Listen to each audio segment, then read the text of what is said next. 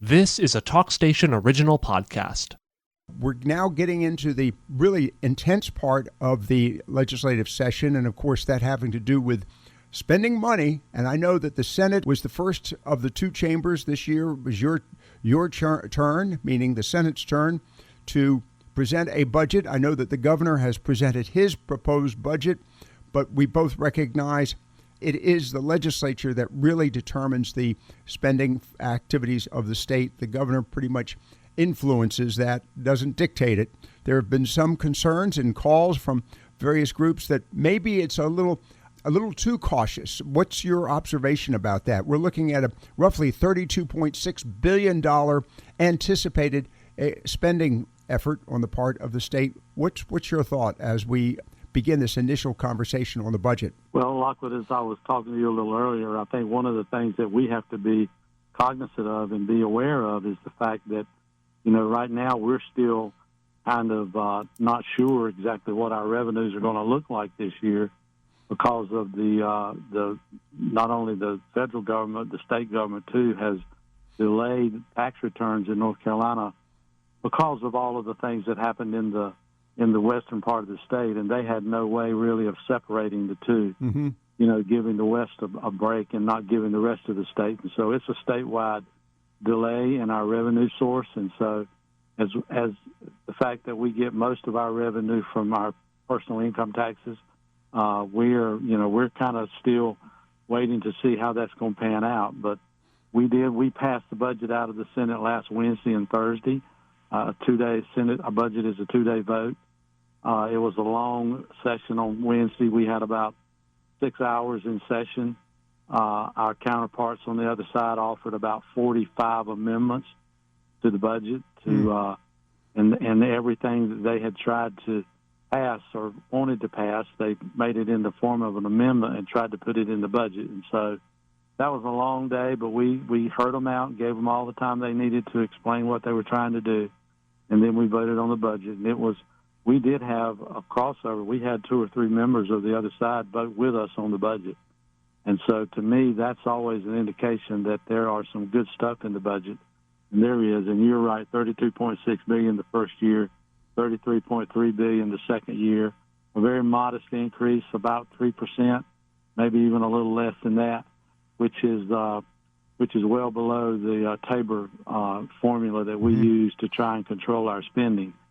And there's a lot of good things in this budget, some things that I think are going to benefit. I know are going to benefit the citizens of North Carolina, and so to me it was a little cautious because we're not sure of the revenue, and by our Constitution we can't spend more than we bring in, right. And so we don't have a printing press, so we just print money. And one thing I wanted to say up front is because of the way that we've been doing this for the last 7 or 8, 9 years with the revenue surpluses and paying down our debt. We up before this, we had a debt payment of about $700 million every year. That's what it cost us to pay the debt and the interest in North Carolina and the loans that we had. At the end of this year, if God continues to bless us, we'll have that down to about $325 million per year. So we've cut the budget in half as far as the payments are concerned. And if we continue on this trail, we will be out of debt by 2030. The state of North Carolina will have no debt other than our budget, what we put in our budget. Wow. And so that's a remarkable comeback from someone that was, and I don't know the exact how much $700 million worth of monthly payments or yearly payments pan out to be, but it was a huge chunk of money that we owed the state of North Carolina, and so we are determined to pay that down to zero. It's $32.6 billion. It's a biennial budget. This year, this will be 26, 27, and then 28, 27, 28 funding expectations for the budget for North Carolina for a total right now of $66 billion. You said Tabor, and for those who have not heard that acronym, Taxpayers' Bill of Rights. Right. And that's something that the state has been working on for years, basing their your budget based on the expectations of cost of living index. That's correct. Okay. And as long as we're below that number, and we're below it this year, I think that we're doing very well, being very good stewards of the taxpayers' money. Senator, in light of the concerns related to the national budget and the growing debt that the nation has, $36 trillion, in relationship to North Carolina's $32.6 billion spending efforts and your $700 million debt payment, North Carolina does need to be very cautious because we have no idea what we can expect from the federal government. For example, FEMA. I mean, we recognize that we are looking for FEMA contributions or our payments from the federal government. However, they ran out of money in September of last year and had to have an additional assessment from the federal government. So these are the sort of expenditures that North Carolina has to be prepared for. That's correct. And so, we're and another good thing, Lockwood, and I'll tell you this, is that we're on target to, by the end of this year, to replenish everything that we've spent out of the rainy day fund. It will bring it back to about $4.75 billion and putting it back to exactly where it was before Hurricane Helene hit. And that's on top of the $1.5 billion that we've already expended and more money that we put into the budget this year for Helene, another $700 million for the recovery efforts, plus an additional $633 million in temporary funds to the Department of Transportation, because that's one of our biggest obstacles right now is the infrastructure with the roads and highways in the western part of the state. And so we gave them that kind of extra money to expedite and to try to speed up the recovery of those folks with their transportation needs. It strikes me that the Senate's concerns, and I'm looking at some notes here, the concerns were associated with education, obviously public employee pay, and tax cuts and some policy changes.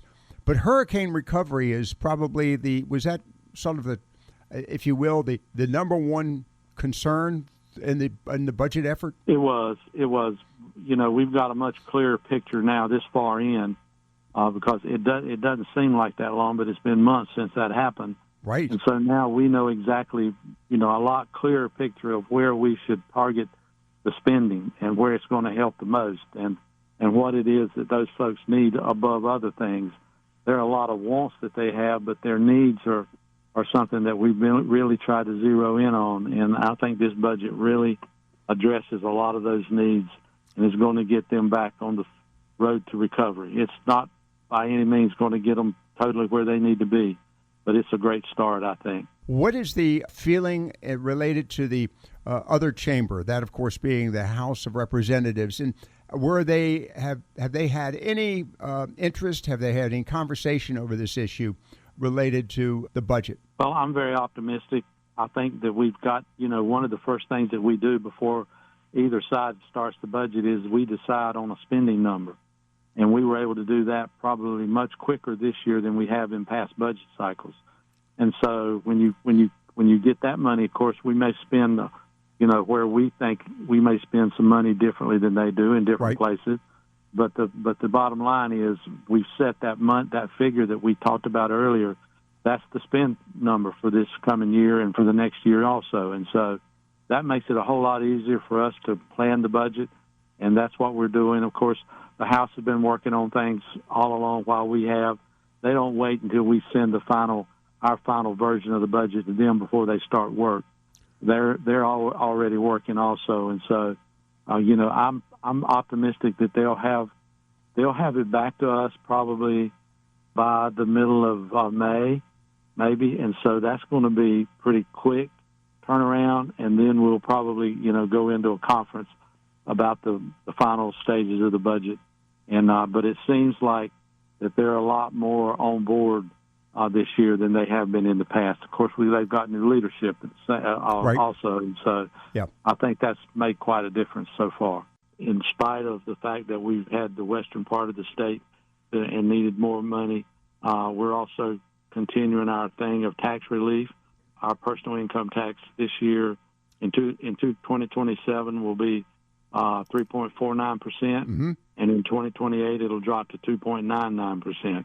And so we're continuing to lower tax burden on people. And at the same time we're doing that, we're increasing the standard deduction for most people. And so I know when I went into the General Assembly, the standard deduction was about $12,000 for a married couple per year.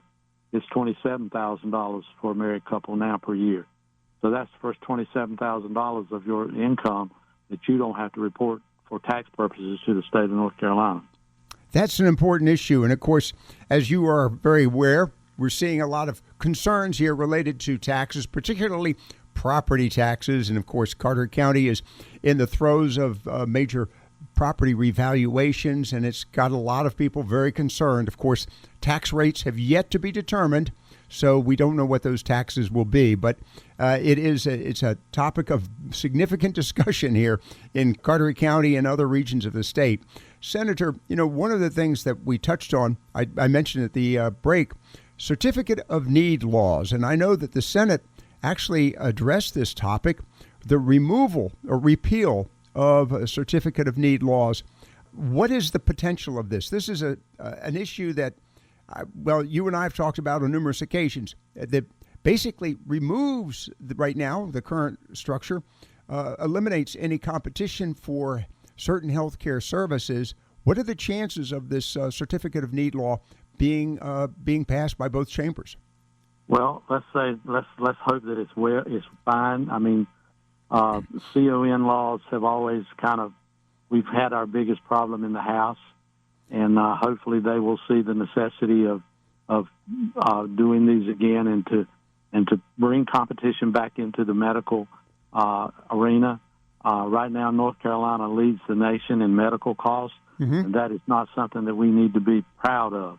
Because we've got so many people that are in their elderly years, right? And so we need to be going in the other direction instead of increasing. And I think certificate of need laws to redo that, to revamp it, and put some competition back into that system, and that and transparency, which Dale Falwell worked so hard on, and we need to continue that transparency with hospitals and with doctors and stuff. We just really need to continue down that road. But I think the CON laws will really move us ahead as far as the overall reduction of medical costs. Well, you bring up a word that we've talked about in the past, and I want to thank you for doing this, both from my perspective as a taxpayer, but also in my perspective as media, and that, of course, transparency. And you've been working diligently for years to enhance transparency among state employees. I know that you've introduced bills in the past that have, they've gotten through the Senate. They just seem to stumble when they get into the House. I find it interesting as well. Will you be introducing legislation to promote transparency? This is having to do only with issues of state employees in disciplinary action. It does not get involved in there. I know that we've talked about this in the past. It has nothing to do with Social Security numbers or any of the privacy issues, just disciplinary records. Is that on the calendar for you this year, do you think? Yes, it's already been filed. Has it really? All right. Yes, we're just trying to get it moving. See, we only got about 3 or 4 more weeks to move our legislation from the Senate over to the House so that it will be eligible for them to hear. It's called our crossover deadline, and so that's coming up quickly. And so we're going to have to get it out of the Rules Committee and to the Education Committee and see if we can move it this year and get it over to them. It really, only thing it does is it adds one. There's about a dozen requirements that everybody has to have as a state employee. That's a part of their permanent record that is open to the public. Right. And their age, their job description, stuff like that. And it just adds one more to that, and that's if they change jobs or if they leave jobs, the reason for it. Right. Was it disciplinary reasons? Was it family reasons? Was it health reasons? Was it for another type of employment? It's just, and we don't tell them what to write. It's their immediate supervisors that put that on their record. And so, and it's like, and I'll give you a prime example of what happened in Craven County just several weeks ago. They had a buyout for their superintendent. Right. and nobody knows the reason why, because the Board of Education are not under any obligation to release the reason that they had to go down that road again. This is about the second time in about 5 or 6 years. Yes, sir. And so, but it's things like that we're trying to prevent. And if we have a state employee that was released because of nefarious reasons or reasons that are not above board, then we need to know it. And so that's it. We just hope that we can get the traction in the next few days or next few weeks when we get back to Raleigh next week and get that bill moving. I think it's an important bill. And I say this as a taxpayer, not a member of the media, but as a taxpayer. We have a need to know, not only a right to know. There are instances where other divisions or departments are unaware of transfers, cross-departmental transfers, and they discover after the fact they've accepted the transfer that an individual's problems have just been transferred with them. And I think a perfect example of that is a school system that was denied, or was actually, I say denied, had no information about a teacher that was being removed because of inappropriate action, and the school district that received them suddenly was faced with a very embarrassing and difficult situation. Had they known in advance, they never would have accepted the transfer. But that's, again, I won't belabor the problem with that issue now, but again, it's an important topic, and I want to thank North Carolina Senator Norm Sanderson for his efforts on behalf of taxpayers. That's a personal plug on your behalf, Senator. Before we wrap things up, I know that there's discussion right now, and you mentioned transportation earlier, having to do with ferries and the ferry charges. I know that that's a problem. We've discussed this in the past. However, the ferries are expensive to operate, and of course, now the state is facing a variety of expenses.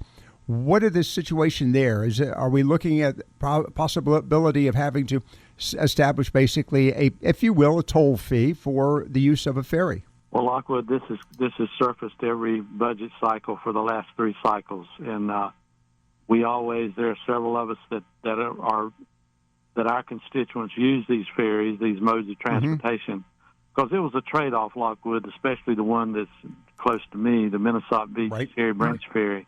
Years ago, when the state didn't have enough money to build a bridge, they said, we'll put in a ferry, and we'll always keep it free for the local people. And so, they're under a big, there's a lot of pressure right now because some of these ferries are getting to the end of their life cycle, and I don't know what it would cost to build a new ferry, probably $40 or $50 million, and they just haven't saved up any money to replace these ferries. And so, but this, in looking at, and there are 3 senators that this affects, myself, Senator Bobby Hoenig in District 1, and Senator Bob Brinson in District 3. And so we're all very much against this, as we always been, and we're doing the very best that we can to get it back taken out of the budget.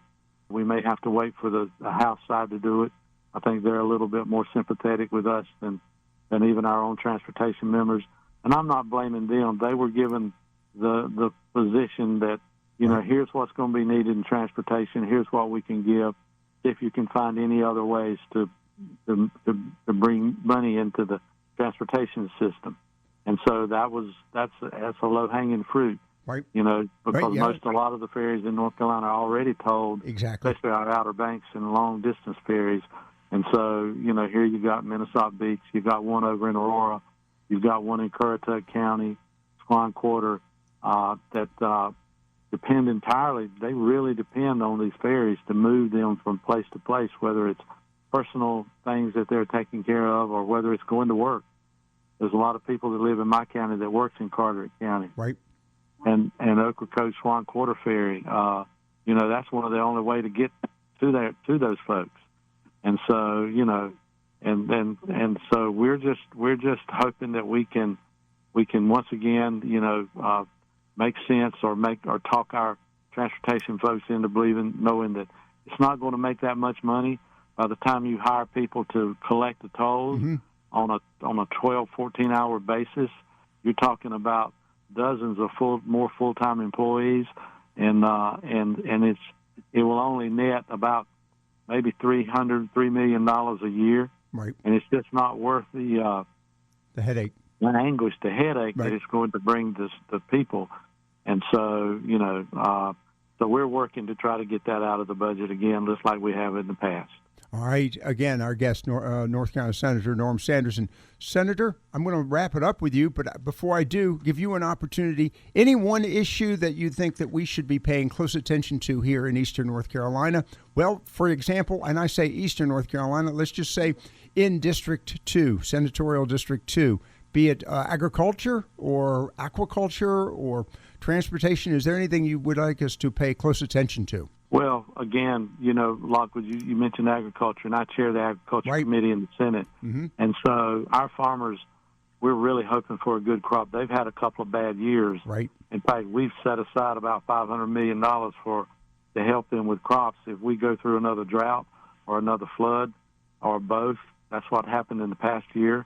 We had drought at the beginning of the planting season and drought towards the end.